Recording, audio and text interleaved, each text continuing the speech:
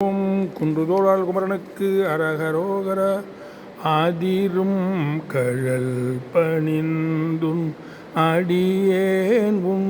அபயம் புகுவதென்று நிலை காண இதயம் தனில் இருந்து கிருபையாகி இடர் சங்கைகள் கலங்க அருள்வாய் எதிரங்கொருவரின்றி நடமாடும் இறைவன் தனது பங்கில் உமைபால பதியெங்கிலும் இருந்து விளையாடி பல குன்றிலும் அமர்ந்த பெருமாளே இதயம் தனில் இருந்து கிருபையாகி இடர் சங்கைகள் கலங்க அருள்வாயே பல குன்றிலும் அமர்ந்த